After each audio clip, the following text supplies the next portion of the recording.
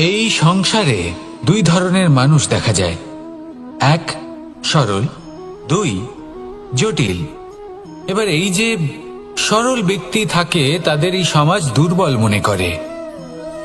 এমনিতে দেখতে গেলে জলও সরল, বায়ুও সরল। ওনারা যেদিকে চাইবেন প্রবাহিত হতে পারেন, এনাদের যে আকার দেবেন সেটাই ধারণ করবেন। কিন্তু এরা বাস্তব রূপ ধারণ করলে তখন কি হয়? এই জল এমন এক ধারায় পরিণত হয় যে অনেক বড় বড় পাথরকে খণ্ডিত করে দিতে পারে। এই বায়ু এমন এক চক্রবাতে পরিণত হয় যা সংসারে বিনাশ ডেকে আনে। তাই যে ব্যক্তি সরল তার সরলতাকে সম্মান করুন, তাকে সম্মান করুন, তাকে ভালোবাসা দিন। আর আমার সাথে ভালোবেসে বলুন, রাধা রাধা। খেলা খেলতে কে না ভালোবাসেন? আমরা প্রত্যেকেই যখন সময় পাই, সুযোগ পাই, তখনই আমরা কোনো খেলা খেলি।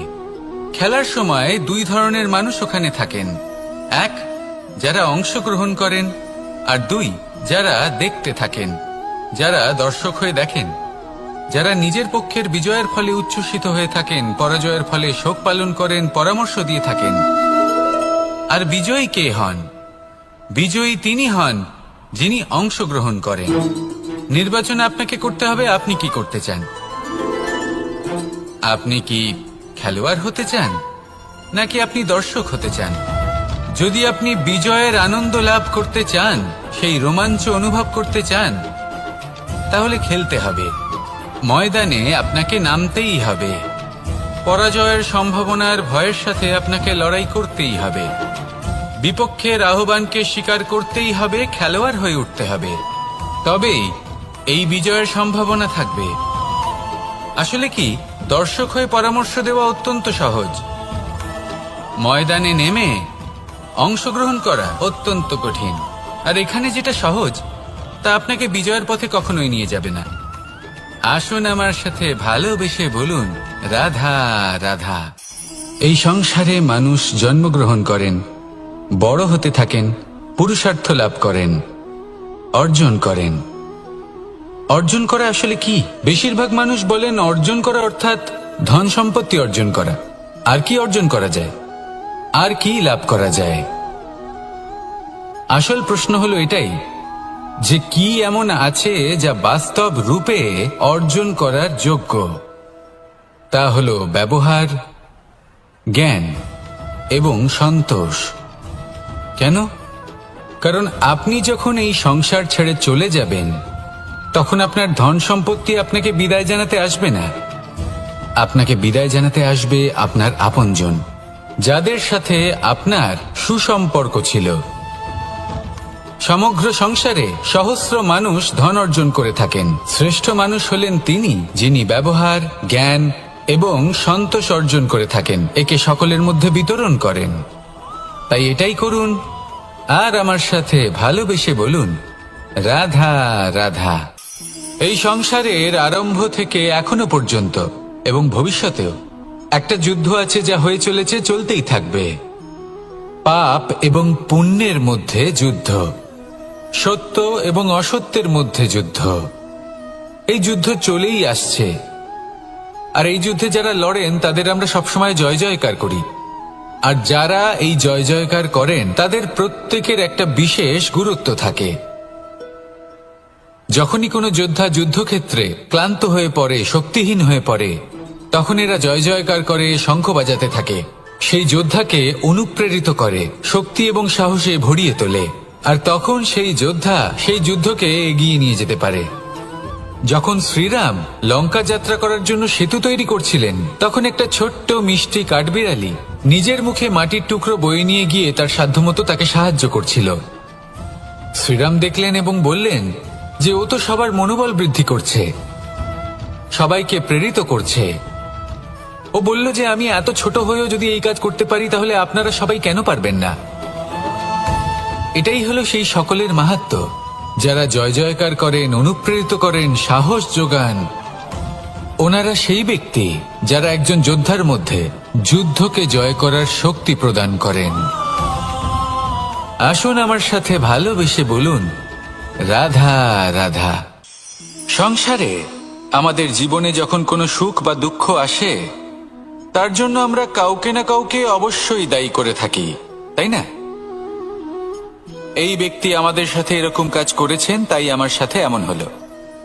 ওই ব্যক্তি যদি এমনটা না করতেন, তাহলে আজ আমি ওই স্থানে পৌঁছতে পারতাম। সবই আপনার দৃষ্টিভঙ্গির ওপর নির্ভরশীল, আর যদি আপনার দৃষ্টিভঙ্গি এমন হয়, তাহলে তা অনুচিত। সত্যি কথা বলতে, এই সংসারে ভিন্ন ভিন্ন ধরনের মানুষ আছে। এটা আপনার ওপর নির্ভর করছে কিভাবে তাদের স্বাগত জানাবেন। একবার ভাবুন, আমি আমার দুটো হাত সামনে নিয়ে এলাম, দুটো মুঠো খুলে দিলাম। দুই প্রকারের মানুষ আসবেন, কিছু না কিছু দিয়ে যাবেন। এই মুঠো যদি আমি বন্ধ করে দিই, তাহলে না কেউ আমাকে কিছু দিতে পারবে, না আমার কিছু যাবে আসবে। নিশ্চয়ই বুঝতে পারছেন এই দুই ধরনের ব্যক্তি কারা এবং তারা কি দিয়ে যান। আমি যদি নিজের মুঠো খুলে দিই, তাহলে কিছু ভালো মানুষ আসবেন, আমাকে আনন্দ, সন্তুষ্টি, জ্ঞান প্রদান করে যাবেন, ভালো অভিজ্ঞতা দিয়ে যাবেন। কোনো খারাপ ব্যক্তি যদি আসেন, তাহলে তিনিও খারাপ অভিজ্ঞতা দেবেন, যার থেকে আমি শিক্ষা লাভ করব। এই সব কিছু আমি লাভ করতে পারি। মুঠো যদি বন্ধ করে রাখি, তাহলে আমি কিছুই পাবো না। দেখুন, এই সংসারে প্রত্যেকের জীবনে এইরকম। প্রত্যেকের জীবনে সবকিছুই আছে, ভালো খারাপ দুই মানুষই আছে। ভালো অভিজ্ঞতা আছে, খারাপ অভিজ্ঞতা আছে। নির্ভর করছে আপনার উপর যে আপনি কি করবেন, এনাদের স্বাগত কিভাবে জানাবেন, কার থেকে কি বুঝবেন, কি শিখতে পারবেন, আর কোন দৃষ্টিভঙ্গি নিয়ে অগ্রসর হবেন। এটাই নির্ধারণ করবে যে আপনার জীবন কেমন হবে। আসুন আমার সাথে ভালোবেসে বলুন, রাধা রাধা। এটা হলো একটা সাদা পাতা। এবার এতে আমি যাই লিখব, সেটাই এর অস্তিত্ব হবে। এতে আমি প্রেমের কিছু কথা লিখে একে প্রেমপত্র বানিয়ে তুলতে পারি। মাতা পিতার জন্য একটা শুভ সংবাদ লিখতে পারি। শত্রুর বিষয়ে সতর্ক করব বলে সেনাকে একটা সংবাদ লিখতে পারি। দ্বারকাবাসীর জন্য কোনো সংবাদ পাঠাতে পারি। যাই লিখব, এই পত্র সেটাই হয়ে উঠবে। সেই রকমই হলো আমাদের জীবন। আমরা যেমন কর্ম আমরা করব, আমাদের অস্তিত্ব এবং ব্যক্তিত্ব ঠিক তেমনই হয়ে উঠবে। যদি আপনি একটা অসাধারণ, উজ্জ্বল এবং সম্মানজনক জীবনযাপন করতে চান, তাহলে তার একটা রহস্য আপনাকে বলি। যেমন কথন হবে, কর্ম তেমন হবে। অর্থাৎ যতটুকু বলেছেন ততটুকুই করুন, আর যতটুকু করেছেন ততটুকুই বলুন। এই একটা নিয়ম যদি আপনারা পালন করেন, তাহলে এই সংসারের সমস্ত পণ্ডিত আপনাকে অবশ্যই সম্মান করবেন। তাহলে এটাই করুন আর আমার সাথে ভালোবেসে বলুন, রাধা রাধা। কখনো কোনো পাখিকে দেখেছেন? যখন সে প্রথমবার উড়তে চেষ্টা করে, সে বাসা থেকে মাটিতে পড়ে যায়, কিন্তু সে হার মানে না। চেষ্টা করতে থাকে, করতেই থাকে, ডানা ঝাপটাতে থাকে, আর তারপর সে উড়তে শেখে। গোল শালগ্রাম শিলাকে দেখুন, পর্বত থেকে খসে পড়ে, ধাক্কা খায়, জলের প্রবাহ দ্বারা ঘর্ষিত হয়, তারপরে তা শালগ্রামে পরিণত হয়। ভেবে দেখুন, যদি কোনো পাখি প্রথমবার উড়তে গিয়ে এটা ভাবে যে না না, যদি আমি পড়ে যাই তবে, আমার যদি আঘাত লাগে তবে, আর যদি ভয়ের কারণে সে শুরুই না করতে পারে, চেষ্টাই না করে, তাহলে কি সে উড়তে শিখবে? কখনোই নয়। এটাই আমাদের শিখতে হবে, প্রারম্ভ করতে হবে। তা অত্যন্ত গুরুত্বপূর্ণ। যখন আমরা কিছু শুরু করি তখন ভয় করে, কিন্তু যদি এটা না করেন, জীবনে কখনো সামনে এগোতেই পারবেন না। হতেই পারে প্রারম্ভ করার পরে আপনি পড়ে যাবেন, বারবার নিচে পড়ে যাবেন, কিন্তু যদি নিরন্তর চেষ্টা করতে থাকেন, তাহলে একদিন না একদিন আপনি অবশ্যই সফল হবেন। এই শুরু করাটাই সব থেকে বেশি কঠিন। এর দ্বারা ভয়ভীত হবেন না। আসুন আর আমার সাথে ভালোবেসে বলুন, রাধা রাধা। যদি আমি আমার চোখ বেঁধে কোনো একটা নির্দিষ্ট দিকে নিজের সমস্ত শক্তি প্রয়োগ করে ছুটে যাই, তাহলে কি হবে? আমি কোথাও ধাক্কা খেতে পারি, নিজের ক্ষতি করতে পারি, কোথাও পড়ে যেতে পারি, তাই না? অর্থাৎ এটা নিশ্চিত এই কাজ আমার করা উচিত নয়। কিন্তু আজকের দিনে প্রত্যেকটা মানুষ এই কাজই করছেন, তাই না? কোনো কাজ করার পূর্বে সেই কাজের বিষয়ে সম্পূর্ণ তথ্য কোথায় সংগ্রহ করছেন? শুধু এটুকু জানেন যে এই কাজটা করলে কত ধন অর্জন করবেন আর কত নাম হবে, আর ব্যাস সামনে এগিয়ে যান। এটা উচিত নয়। পূর্ণরূপে যে কোনো কাজ করার আগেই সেই কাজের বিশ্লেষণ করে নেওয়া উচিত, তা বুঝে নেওয়া উচিত এবং সেই বিষয়ে অবশ্যই খেয়াল রাখা উচিত যে আপনার শরীর এবং আপনার মন এই কাজ করার জন্য কি প্রস্তুত রয়েছে। যদি তা না হয় তাহলে প্রথমে নিজেকে শুধরে নিন, তারপরে সেই কাজ করুন। যদি এইভাবে জীবনে সামনে এগোন তাহলে সাফল্যের সম্ভাবনা জীবনে অনেক বেশি বেড়ে যাবে। তাহলে এটাই করুন আর আমার সাথে ভালোবেসে বলুন, রাধা রাধা। এই সংসারের সব থেকে বড় যোদ্ধা কে? কেউ বলবেন অর্জুন, কেউ বলবেন ভীম, কেউ বলবেন হনুমান আদি ইত্যাদি। কিন্তু এই সংসারের সব থেকে বড় যোদ্ধা আপনার মনের ভেতরে আছে, আপনার মনের মধ্যে আছে। সেই ব্যক্তি সব থেকে উঁচুতে পৌঁছতে পারেন যিনি নিজের অন্তরের খামতি বুঝতে পারেন, নিজের দোষ বুঝতে পারেন, তার সাথে লড়াই করেন এবং তার উপর বিজয় লাভ করেন। যে ব্যক্তি এটা শিখতে পারেন, যে ব্যক্তি এটার উপর জয়লাভ করতে পারেন, তিনি হলেন সব থেকে বেশি শক্তিশালী, সব থেকে বেশি বীর এবং সব থেকে বেশি পরাক্রমী ব্যক্তি। আমরা সকলে এই সংসারকে পাল্টাতে চাই। তার জন্য প্রথম পদক্ষেপ আপনাকে নিতে হবে, নিজেকে দোষমুক্ত করতে হবে। যদি মানুষ নিজের অন্তরের দোষ বুঝতে পারেন এবং নিজেকে দোষমুক্ত করতে পারেন তাহলে এই সংসার নিজে থেকেই দোষমুক্ত হয়ে যাবে, তাই না? তাহলে নিজেকে দোষমুক্ত করুন আর আমার সাথে ভালোবেসে বলুন, রাধা রাধা। মানুষের জীবন সবসময় ন্যায় আর অন্যায়ের মাঝে ঘুরপাক খেতে থাকে। প্রত্যেক মানুষের মনে হয় কোথাও না কোথাও তার সাথে অন্যায় হচ্ছে। কেউ বলেন যে ভাগ্য আমার সাথে অন্যায় করেছে, কেউ আবার বলেন এই সংসার আমার সাথে অন্যায় করেছে। আর প্রত্যেকেই ন্যায় বিচার চাইতে বৈঠক দাবি করে বসেন। কখনো এই বিচার গৃহে যান, আবার কখনো ওই বিচার গৃহে। যদি সত্যি কথা বলি, এই সংসারের সব থেকে বড় বিচার গৃহ আপনার কাছেই রয়েছে, আপনার মন। আপনার মনই হলো সব থেকে বড় বিচার গৃহ। এ খুব ভালো করেই জানে কি শুদ্ধ আবার কি অশুদ্ধ, এর শুভ অশুভর জ্ঞান রয়েছে, এ সব জানে। দেখতে গেলে প্রত্যেকটা মানুষ যদি নিজের মনের কথা শোনেন তাহলে তিনি ভালোভাবেই বুঝতে পারবেন তিনি কি উচিত করেছেন আর কি অনুচিত।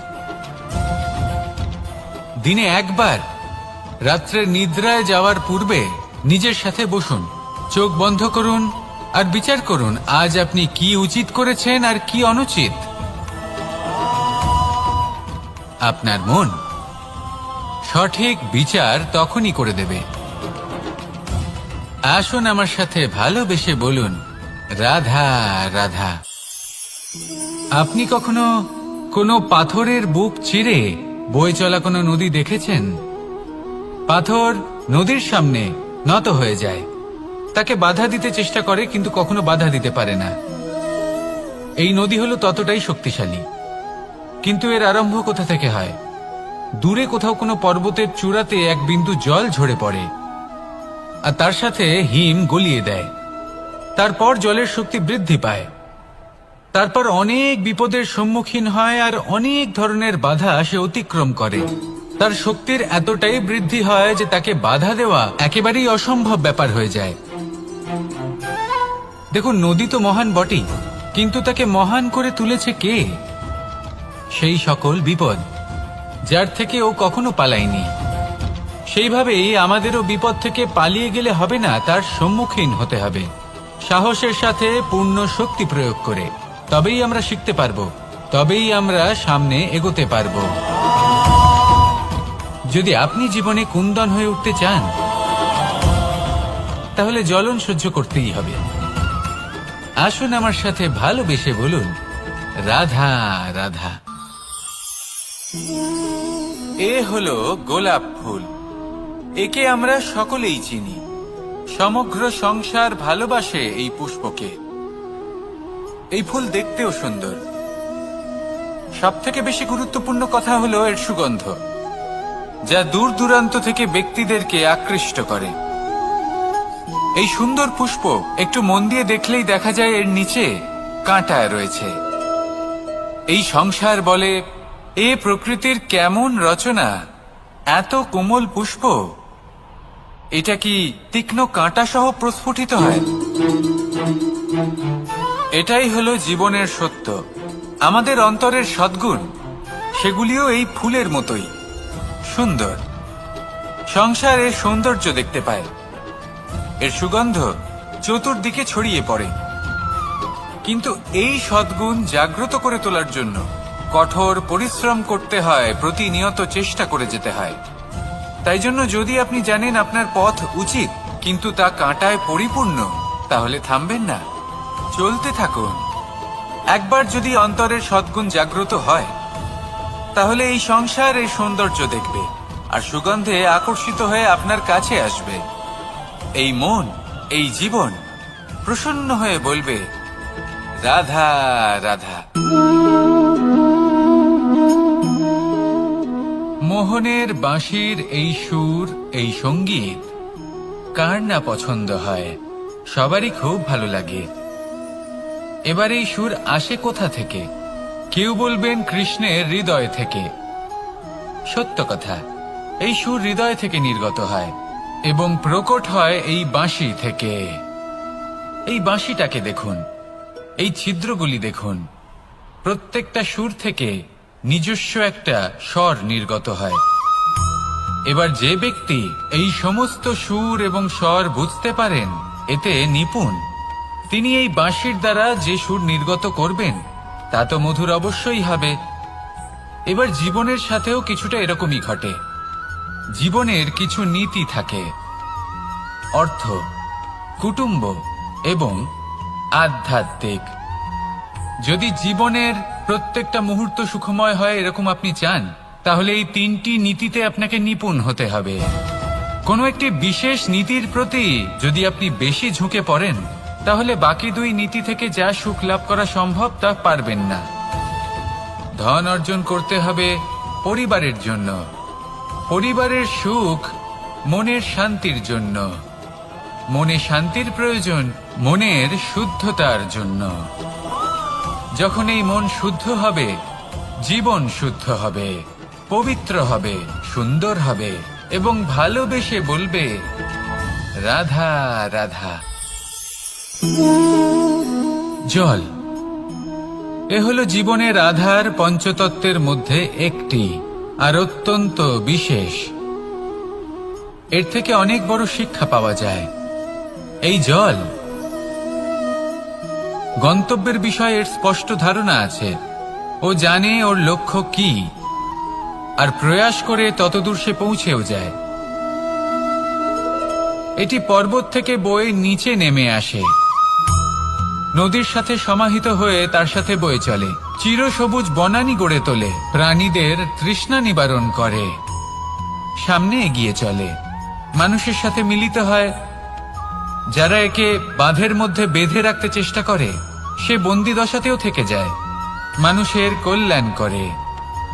তারপর বাঁধ থেকে মুক্তি পেয়ে এগিয়ে চলে, কোথাও ধাক্কা খায়, কোথাও বাধা পড়ে, কোথাও যদি পথ খুঁজে না পায় তাহলে পথ খুঁজেই নেয়, আর যেখানে পথ থাকে না সেখানে পথ বানিয়ে নেয়, আর শেষ পর্যন্ত নিজের লক্ষ্যে পৌঁছেই যায়, অর্থাৎ সমুদ্রে গিয়ে সমাহিত হয়ে যায়।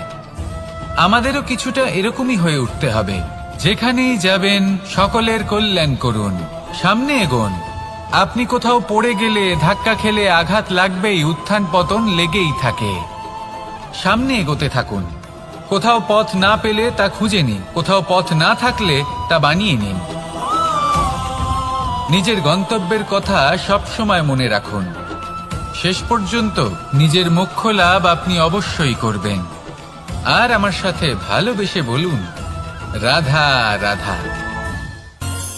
জীবনের প্রত্যেক মুহূর্ত আমাদের কিছু না কিছু শিক্ষা দেয়, নির্ভর করছে আমাদের দৃষ্টিভঙ্গির উপর। যেমন নদী হলো আমার অত্যন্ত প্রিয়, নদীতে ভ্রমণ করতে আমার খুব ভালো লাগে। কি বলেন? নদীতে সবসময় নতুন কিছু থাকে, ও পুরনো কিছুই নিয়ে বসে থাকে না। সব সময় প্রবাহমান, কখনো থামে না।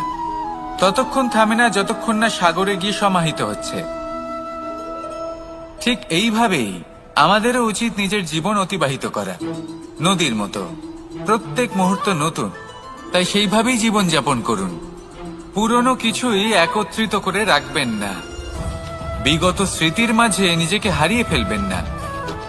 এই যে বর্তমান, এই যে মুহূর্ত, সেটাই হলো সর্বশ্রেষ্ঠ। এর মাঝেই জীবন যাপন করুন, নদীর মতো প্রবাহমান হতে শিখুন।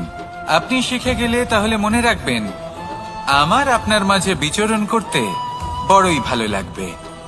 যে ব্যক্তি আনন্দের সাথে জীবনের প্রত্যেকটা মুহূর্ত অতিবাহিত করে কোনো চিন্তা ছাড়াই, প্রবাহমান হয়, কখনোই থামে না, যতক্ষণ না মুক্তি লাভ করছেন, এমন ব্যক্তির মধ্যেই রাধাকৃষ্ণ বসবাস করেন।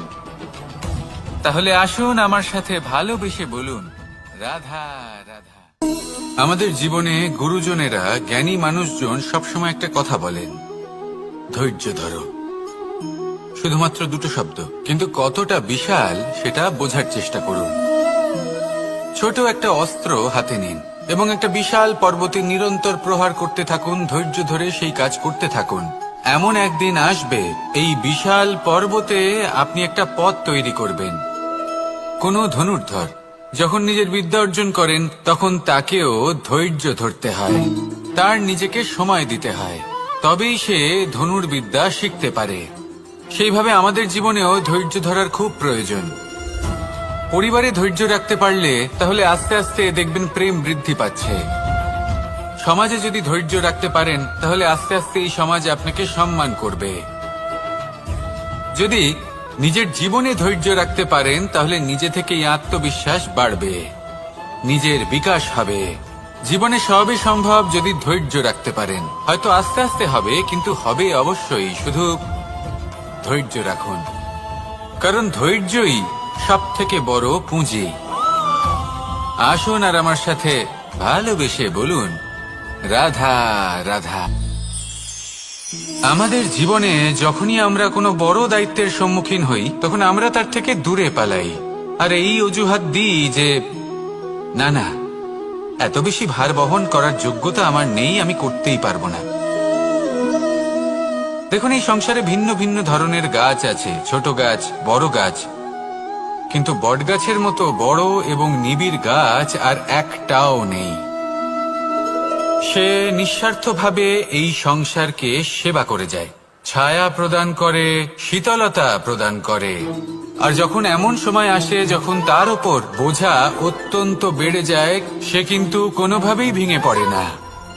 তখন সে নিজের নিঃস্বার্থ কর্মের ফল লাভ করে, সেই নিঃস্বার্থ কর্ম যা সে করেছে। তার দেহ থেকে ছোট ছোট ঝুড়ি বার হয় এবং তা কাণ্ডের আকার ধারণ করে। সেই কাণ্ড মাটির কাছে পৌঁছয় এবং তারপর তা বটগাছের সহায়ক হয়ে ওঠে। সে ভেঙে পড়ে যায় না। এইভাবে আপনিও জীবনে নিঃস্বার্থভাবে সবার সেবা করুন, ভালোবাসুন, সবাইকে সাহায্য করুন। যেদিন আপনার ওপর বোঝা অত্যন্ত বেড়ে যাবে, সেদিন এই সব মানুষ আপনাকে সাহায্য করার জন্য আসবেন, আপনার শক্তি হয়ে উঠবেন, আর আপনি বটগাছের মতোই মহান এবং বিশাল হয়ে উঠবেন। আসুন আর আমার সাথে ভালোবেসে বলুন, রাধা রাধা। একটা শব্দ আছে, পরিস্থিতি। অনেক মানুষের মুখে আমরা এই শব্দ শুনি। জীবনে যখন অসফল হই, দুঃখ আসে, সংকট আসে, কোনো বিপদ ঘনিয়ে আসে, তখন সমস্ত দোষ আমরা পরিস্থিতির ওপর চাপিয়ে দিই। আর দেখতে গেলে কোথাও না কোথাও ঠিকই করি। এই পরিস্থিতি প্রত্যেক দিনের মতো পাল্টাতে থাকে, কিন্তু এই দিন, এই রাত, এমন কেউ আছেন যিনি এর ওপরেও নিয়ন্ত্রণ সাধন করেন, আর তিনি হলেন সূর্য। ঠিক সেই রকমই আমাদের জীবনেও সূর্য হলো এই মন। যদি এই মনের উপর আমরা নিয়ন্ত্রণ করতে পারি, তাহলে আমরা জীবনকেও নিয়ন্ত্রণ করতে পারব। প্রথমে এই মনের রাজা হয়ে উঠতে হবে। তাই মনে রাখবেন, যদি মন দুর্বল হয়, তাহলে পরিস্থিতি আমাদের সমস্যা বলে মনে হবে। এই মন যদি স্থির হয়, পরিস্থিতি প্রতিস্পর্ধা বলে মনে হবে। আর এই মন যদি শক্তিশালী হয়ে ওঠে, তাহলে যে কোনো পরিস্থিতি আপনার কাছে একটা সুযোগ মাত্র, এমন এক সুযোগ যাতে অগ্রসর হয়ে আপনি মহান হয়ে উঠতে পারেন। এই মনের শক্তির বৃদ্ধি ঘটান, মহান হয়ে উঠুন, আর আমার সাথে ভালোবেসে বলুন, রাধা রাধা। খুব সুন্দর একটা কাহিনী আছে। একবার এক ব্যক্তি নিজের অসফলতার জন্য ত্রস্ত হয়ে সময় দেবতার তপস্যা করতে বসলেন। উনি তপস্যা করলেন এবং সময় দেবতা প্রসন্ন হলেন, মানুষের রূপ ধারণ করে ওনার সামনে প্রকট হলেন। এবার সেই ব্যক্তি ওনাকে জিজ্ঞেস করলেন যে কি এমন আছে যার জন্য আপনি বারবার জয়ী হন আর আমি চিরকাল পরাজিত হয়ে থাকি? কেন এত পরিশ্রম করা সত্ত্বেও আমি সাফল্য লাভ করতে পারি না? তখন সময় দেবতা উত্তর দিলেন যে দিন হোক বা রাত, ঝড় হোক বা ভূমিকম্প, রোদ হোক বা বৃষ্টি হোক, সময়ের সূত্রপাত হোক বা প্রলয়, আমি থামি না, আমি চলতেই থাকি। আর সেই জন্য যিনি থেমে যান তিনি পরাজিত হন আর আমি জয়ী হই। এটাই আমাদের শিখতে হবে। জীবনে সবসময় চলতে থাকুন, কখনো থামবেন না। হ্যাঁ, কিছুক্ষণের জন্য বিরতি নিতে পারেন, বিশ্রাম করার জন্য, নিজেকে আরো সশক্ত করে তোলার জন্য, কিন্তু থেমে যাবেন না। নিরন্তর কর্ম করতে থাকুন, পরিশ্রম করতে থাকুন, তবেই এই সংসার আপনাকে মনে রাখবে। আসুন আমার সাথে ভালোবেসে বলুন, রাধা রাধা। মানুষ তার জীবনে দুই ধরনের পরিস্থিতিকে খুব ভয় পায়। এক, কোনো কারণবশত কারোর সামনে নত হওয়া। দুই, কোনো কারণে নিজের চরিত্র থেকে, নিজের মূল্যবোধ থেকে বিচ্যুত হওয়া। এবার কেন হয় এরকম যে কথায় কথায় কারোর সামনে নত হতে হয়? কেন বারংবার নিজের চরিত্র থেকে চ্যুত হতে হয়? এরকম কেন হয়? এটা তখনই হয় যখন আমাদের শিক্ষা এবং মূল্যবোধের অভাব থাকে। যদি মানুষের মধ্যে প্রকৃত শিক্ষা থাকে, তাহলে এই সংসারে কোনো সময় এবং কারোর সামনেই নত হওয়ার কোনো প্রয়োজন নেই। যদি মানুষের মধ্যে মূল্যবোধ থাকে, তাহলে তাকে নিজের মূল্যবোধ বা চরিত্র থেকে বিচ্যুত হতে হয় না, তা সে যাই হয়ে যাক না কেন। কোনো বালককে যদি জন্ম থেকেই সুশিক্ষার অধিকারী করা হয়, শিক্ষিত করা হয়, মূল্যবোধের অধিকারী করা হয়, তবে সে এই সংসারে এমন কর্ম করবে যাতে সে নিজেকে, নিজের পরিবারকে, সমগ্র সমাজকে গর্বিত করতে পারে। শিক্ষা লাভ করুন, মূল্যবোধ লাভ করুন এবং আমার সাথে ভালোবেসে বলুন, রাধা রাধা। আমাদের সকলের জীবনে একটা লক্ষ্য থাকে যেটা আমরা লাভ করতে চাই। ঠিক যেন একটা প্রতিস্পর্ধা বিদ্যমান যে কে সব থেকে আগে নিজের লক্ষ্যে পৌঁছতে পারবে। আর সেই জন্য আমরা সকলেই খুব তাড়াতাড়ি এগোতে চেষ্টা করি, বড় এবং দীর্ঘ পদক্ষেপ ফেলি যাতে তাড়াতাড়ি নিজের লক্ষ্যে পৌঁছতে পারি। কিন্তু এক অত্যন্ত গুরুত্বপূর্ণ বিষয় আছে, সবসময় লক্ষ্য সামনে থাকবে না, কখনো কখনো তা খুঁজতে হয়। এই যাত্রা খুব কঠিন হতে পারে, আর ঠিক এই কারণেই সবসময় দ্রুত গতিতে চলা বা তাড়াতাড়ি পথে চলা সেটা আবশ্যক নয়। তার থেকেও বেশি গুরুত্বপূর্ণ হলো ভেবেচিন্তে তারপর পথ চলা। যদি ভেবেচিন্তে পদক্ষেপ ফেলেন, চলতে পারেন, তাহলে সেটাই সর্বশ্রেষ্ঠ পদক্ষেপ। কখন কোন দিকে যেতে হবে, কখন কোথায় দিক পাল্টানো যাবে না, কখন গতি বেশি রাখতে হবে, কখন কম, কখন থামবো, কখন চলবো, এই সব কিছুর বিষয়ে জ্ঞান অত্যন্ত গুরুত্বপূর্ণ এবং ভেবে চিন্তে চলতেই হবে। সেই জন্য শুধু তীব্র গতিতে সামনে এগোলে চলবে না, ভাবনা চিন্তা করে এগোতে হবে। আসুন আমার সাথে ভালোবেসে বলুন, রাধা রাধা। পায়েস হলো আমার বিশেষ প্রিয়। এর মধুর স্বাদ মনকে প্রফুল্ল করে তোলে। ছোটবেলায় মা আমার জন্য পায়েস বানাতেন এবং আমাকে বলতেন যে গরম থাকতে থাকতে খেয়ে নে কানাই, ঠান্ডা হয়ে গেলে ভালো লাগবে না। কিন্তু আমিও দুষ্টু ছিলাম, ঠান্ডা হওয়া পর্যন্ত অপেক্ষা করতাম, আর ঠান্ডা হয়ে যাবার পরে মার কাছে যেতাম আর ওনাকে বলতাম যে মা, পায়েস তো ঠান্ডা হয়ে গেছে, এটা গরম করে দিন। তখন মা হাসতেন আর বলতেন যে পায়েস না হয় আমি আবার গরম করে দেব কানাই, কিন্তু এর মধুর স্বাদ, সেই মিষ্টত্ব, সেই সুবাস সেটা আবার ফিরে আসবে না। কথাটা সত্যি। আর এই সত্যটাই আমাদেরও জীবনের সত্য। আমাদের জীবনের মধুর সম্পর্কগুলি, এতে যখন কটুভাব প্রবেশ করে তখন সেই মিষ্টত্ব ফিরিয়ে আনা প্রায় অসম্ভব ব্যাপার হয়ে যায়। আপনি চেষ্টা করে সেই সম্পর্ক ঠিক করতেই পারবেন, তার জন্য অগাধ পরিশ্রম করতে হবে, কিন্তু আবার সেই মিষ্টত্ব কখনো ফিরে আসবে না। সেই জন্য আপনার জীবনের যে মধুর সম্পর্ক আছে, যতটা সম্ভব চেষ্টা করুন তাতে মিষ্টত্ব বজায় রাখতে। কটুভাব আসতে দেবেন না। আসুন আর আমার সাথে মধুর স্বরে বলুন, রাধা রাধা। শব্দ শব্দ আসলে কি? শুধুই কয়েকটি অক্ষরের সমষ্টি, নাকি আমাদের বাণী? এই শব্দ এমন এক শক্তি যা কাউকেই নিজের বশবর্তী করে ফেলতে পারে। শব্দ এমন এক অস্ত্র যা কাউকে ক্ষত বিক্ষত করে দিতে পারে। এই শব্দ হলো একটি নাদ স্বরূপ, যা কোনো ঘুমন্ত ব্যক্তিকেও জাগিয়ে তুলতে পারে এবং নিজের লক্ষ্যের দিকে অগ্রসর করতে পারে। শব্দে এত শক্তি আছে যে কারোর মনে এতটা আঘাত দিতে পারে যে সে হয়তো জীবনে আর কখনো এগোতেই পারল না। তাহলে এই শব্দের প্রয়োগ খুব ভেবে চিন্তে করবেন। এবং এই শব্দের মতোই হলো নীরবতা। অনেক সময় এই নীরবতা আমাদের সহায়ক হয়ে ওঠে। অনেক সময় এটা আমাদের অনুশোচনাকে অনেক বেশি বাড়িয়ে তুলতে পারে। ভীষ্ম পিতামহ, অঙ্গরাজ কর্ণ, যখন দ্রৌপদীর বস্ত্রহরণ হচ্ছিল তখন এনারা নীরব ছিলেন। দুর্যোধনের বিরোধিতা করেননি, ওকে বাধা দেননি। আর তারপর কি হলো সেটা আপনারা সকলে জানেন। দেখতে গেলে নীরবতা চুপ করে থাকা, কিন্তু যদি কোনো দুষ্টের সামনে চুপ করে থাকেন, যদি তার বিরোধিতা না করতে পারেন, তাহলে এই নীরবতাই অনেক বড় পাপের আকার ধারণ করে। মনে রাখবেন আর আমার সাথে ভালোবেসে বলবেন, রাধা রাধা। আভূষণ। কার না ভালো লাগে এই আভূষণ?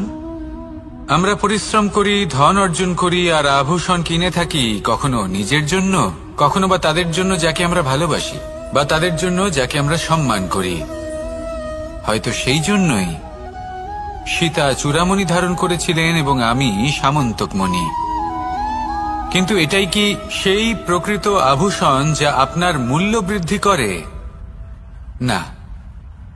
শ্রীরামের আভূষণ হলো ওনার নম্র ভদ্র ব্যবহার।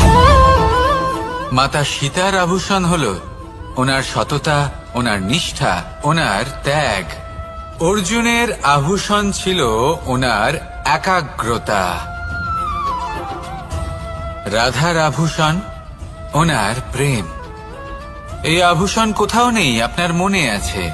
যদি আপনার মনে মিষ্টতা থাকে, তা শান্ত হয়, তাতে সততা থাকে, নিষ্ঠা থাকে এবং প্রেম থাকে, তাহলে আপনার অন্য আর কোনো আভূষণের কোনো প্রয়োজন নেই।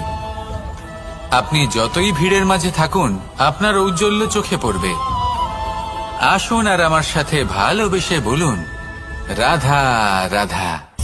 এই সংসারের সবথেকে বড় সত্যি হলো জন্ম এবং মৃত্যু, কিন্তু আরো বড় একটা সত্য আছে, মিত্র এবং শত্রু, যা আমাদের সকলের জীবনে থাকে। মিত্র সে যে আমাদের সঙ্গ দেয় এবং সংসারের সবথেকে উঁচু শিখরে আমাদের নিয়ে যায়, এবং শত্রু সে যে যে কোনো মুহূর্তে যে কোনো শিখর থেকে আমাদের নিচে ফেলে দিতে পারে। এবার বিচিত্র ব্যাপার হলো এটাই যে আমরা নিজেরাই এদের সাথে নিয়ে চলি, নিজেরাই এদের পালন করি। তা কি করে? প্রথমে বুঝুন এই মিত্র এবং শত্রু কারা। আপনার নিজের মন, আর কেউ নয়। এই মনই হলো মিত্র। যখন তাতে ভারসাম্য বজায় থাকে, তা নিয়ন্ত্রিত থাকে, তা পবিত্র হয়।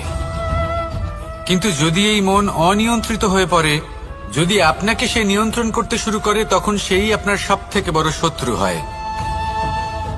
সেই জন্য এই মনের ওপর নিয়ন্ত্রণ রাখতে শিখুন, এতে ভারসাম্য বজায় রাখতে শিখুন, তাহলে আপনি এমন এক বন্ধুকে পাবেন যে আপনাকে এই সংসারের শিখরে পৌঁছে দেবে। আসুন আমার সাথে ভালোবেসে বলুন, রাধা রাধা। ঈশ্বর আসলে কে? সংসারের বেশিরভাগ মানুষের কাছে ঈশ্বর হলেন এই সংসারের রচয়িতা, পালনকর্তা। কারোর কাছে উনি জ্ঞাতা, কারোর কাছে উনি হলেন আস্থার প্রতীক, আবার কারোর জন্য শুধুমাত্র অন্ধ বিশ্বাস। কিন্তু এই ঈশ্বর কি কোনো শরীর, নাকি একটা বোধ, নাকি শুধুই শ্রদ্ধা? ঈশ্বর হলেন তিনি যিনি হলেন আপনার ইষ্ট। সেই জন্যই তো গুরু, মাতা, পিতা এনাদেরও ঈশ্বরই বলা হয়েছে। যাদেরকে আমরা ঈশ্বর বলে মনে করি, যারা আমাদের ইষ্ট, তারা আমাদের একটি পথ দেখান, একটি দিকে চালিত করেন। সেই পথে চলে আপনি শুভ কর্ম করতে পারেন। আর যখন কোনো ব্যক্তি তার ঈশ্বরের আদেশ পালন করেন, তখন সে নিজে থেকেই শুভ পথে অগ্রসর হয়ে যান। বেশ কয়েকজন মানুষ ঈশ্বরের ওপর আস্থা রাখেন এবং ভাবেন যে অনুচিত কোনো কাজ করা উচিত নয়, ঈশ্বর দেখছেন। ওনারা ভয় পান যে কোনো অনুচিত কর্ম করলে কে জানে তার পরিণাম কি হবে। এমন অনেক ব্যক্তি রয়েছেন যারা ঈশ্বরকে বিশ্বাস করেন এবং জানেন যে ঈশ্বর তাদেরকে দেখছেন। তাই যে যে শুভ কর্ম ওনারা করেছেন তার ফল তারা অবশ্যই পাবেন। এবার আপনি ভয় পেয়ে ঈশ্বরকে বিশ্বাস করবেন, নাকি বিশ্বাসের দ্বারা ঈশ্বরকে বিশ্বাস করবেন, সেই সিদ্ধান্ত আপনারই। কিন্তু হ্যাঁ, যদি আপনার মনে ঈশ্বরের জন্য কোনো স্থান থাকে, যদি আপনার কোনো ইষ্ট থাকেন, যদি আপনি কাউকে ঈশ্বর মনে করেন, যার প্রত্যেক আদেশ আপনি পালন করে থাকেন, তাহলে বলি, ঈশ্বর কখনো আপনাকে অনুচিত পথে চালিত করবেন না। আসুন আমার সাথে ভালোবেসে বলুন, রাধা রাধা। এই সংসারে ভিন্ন ভিন্ন ধরনের গাছ আছে, অসংখ্য ধরনের প্রজাতি আছে। কিছু গাছ পাতা দিয়ে থাকে, কিছু ফুল, কিছু ফল। কেউ ছায়া প্রদান করে, কেউ শীতলতা প্রদান করে, কেউ নিজেকে খুব কষ্ট দিয়ে এই সংসারের বিকাশে সহায়ক হয়ে ওঠে। কিন্তু এই সবার মধ্যে একটা বিষয় কিন্তু সমান। এরা প্রত্যেকেই পাতা ছাড়া, ফুল ছাড়া, ফল ছাড়া জীবিত থাকতেই পারে, কিন্তু কোনো বৃক্ষই শিকড় ছাড়া বেঁচে থাকতেই পারে না। এটাই হলো রাধার। ঠিক সেইভাবেই আমাদের জীবনে শক্তি হোক, ধন হোক বা সাফল্য হোক, আমাদের বা আমাদের পরিবারের প্রসন্নতাই হোক, এই সব কিছুর আধার হলো, সবকিছুর মূল হলো পরিশ্রম। তাই জীবনে চিরকাল পরিশ্রম করতে থাকুন। যদি আপনি জীবনে মহান হবার পথে অগ্রসর হতে চান, তাহলে পরিশ্রম করুন। এই পরিশ্রম দ্বারাই নিজের পরিবারকে প্রসন্ন করুন, নিজের বন্ধুদের প্রসন্ন করুন, এই সমাজকে গর্বিত করুন।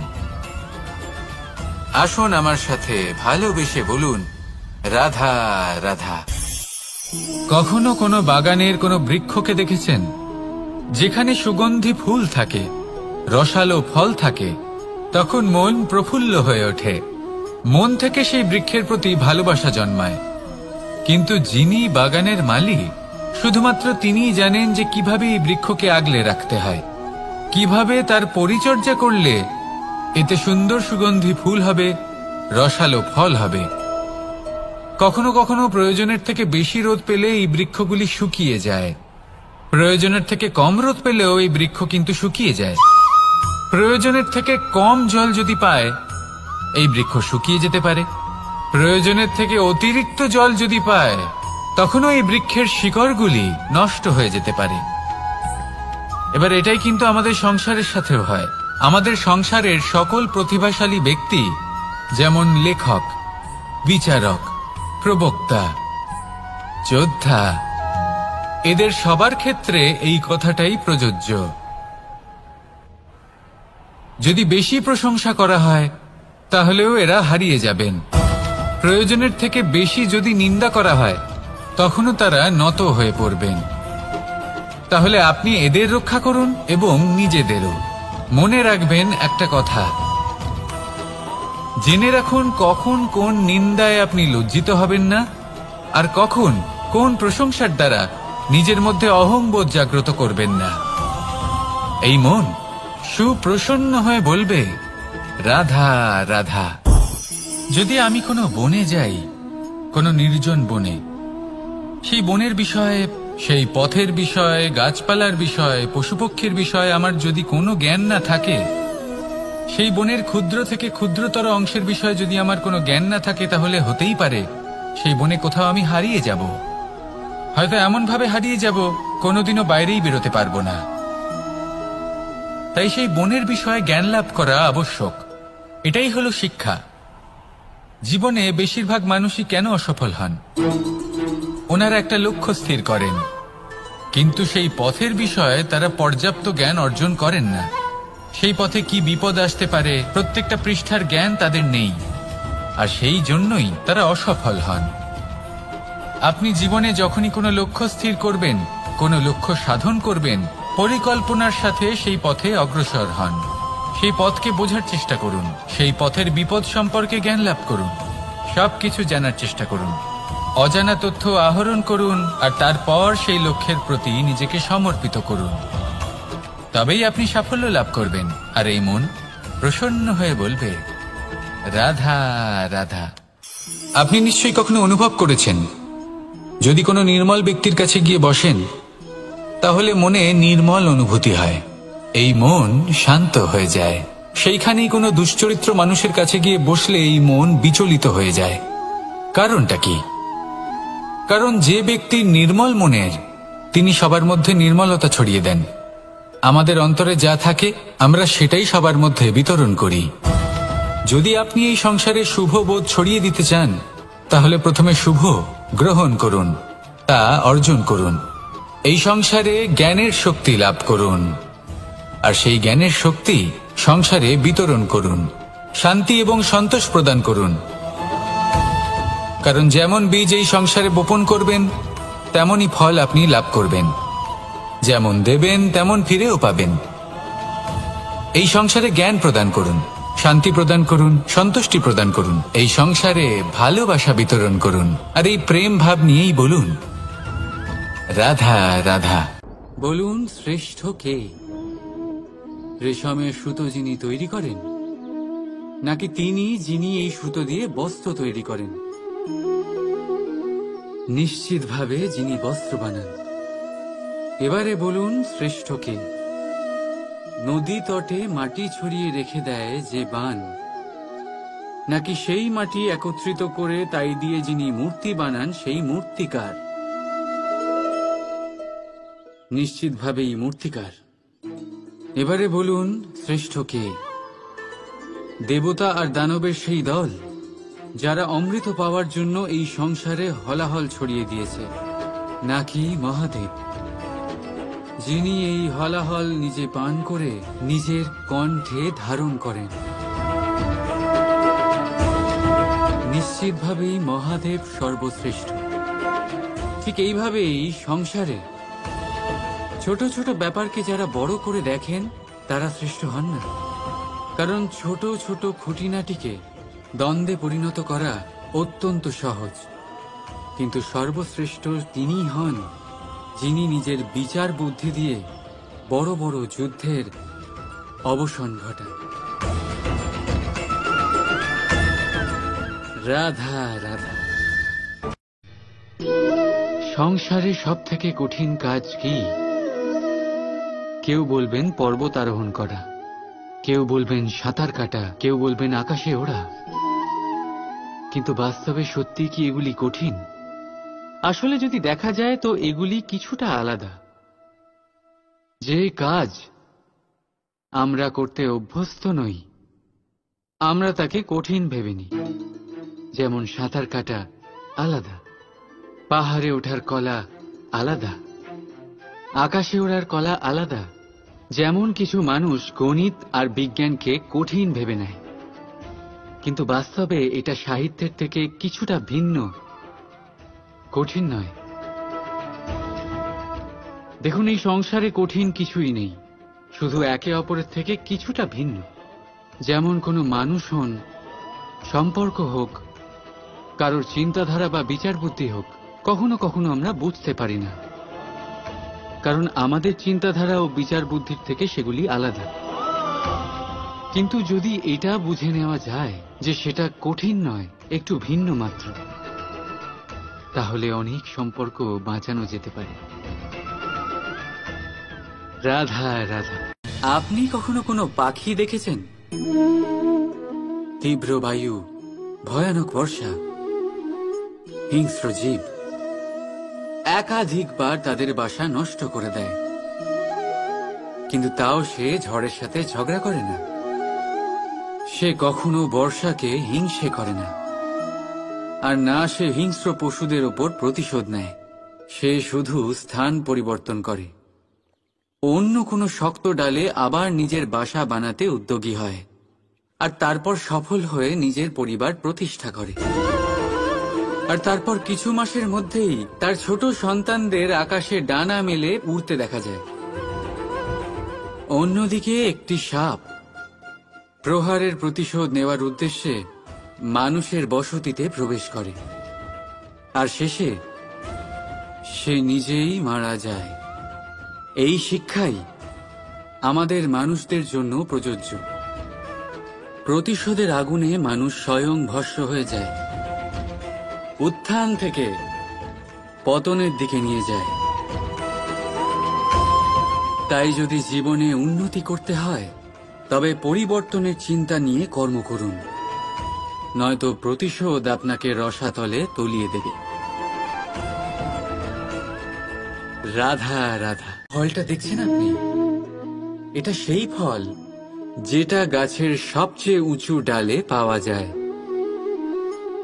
কিন্তু যখন এটা খসে পড়ে তখন এটা আকাশের দিকে যায় না যা ওপরে আছে, সে যায় সেই ভূমির দিকে যে নিচ থেকে তার দিকে তাকিয়ে থাকে। কেন? কারণ এই ফলের নিজের উচ্চতার ধারণা মাটির থেকে নিজের দূরত্ব দেখে হয়। এই ব্যাপারটাই আমাদের মানুষের জন্যও খাটে। যদি আপনি সম্পন্ন হন, তাহলে তাদের সাহায্য অবশ্যই করবেন যাদের সামর্থ্য আপনার থেকে কম, যাদের সাহায্যের অত্যন্ত প্রয়োজন। আপনার সামর্থ্য বেশি কারণ তাদের আপনার থেকে সামর্থ্য কম। দেখুন, জীবনে আনন্দ শুধু বড় হওয়ায় নয়, বরং তাদের সাহায্য করেও আছে যারা কোনো কারণবশত আপনার থেকে নিচে রয়ে গেছেন। আর যখন একটা ফল এই কথাটা বুঝতে পারে, তখন আপনি নয় কেন? রাধা রাধা। সময় বড়ই বিচিত্র অনুভব দেয়। যখন অপেক্ষা করছেন তখন অনেক লম্বা হয়ে যায়। প্রতিটা মুহূর্ত একটা গোটা দিনের মতো মনে হয়। ঠিক সেইভাবেই যদি কোথাও যেতে দেরি হয়, তখন সময় দৌড়তে থাকে। প্রসন্নতায় বয়ে যায় আর নিরাশায় থমকে যায়। আপনদের সাথে থাকলে সময়ের খেয়ালই থাকে না, শত্রুদের সাথে থাকলে সেই সময়ই খারাপ হয়ে যায়। কিন্তু এটাই কি সত্যি বাস্তব?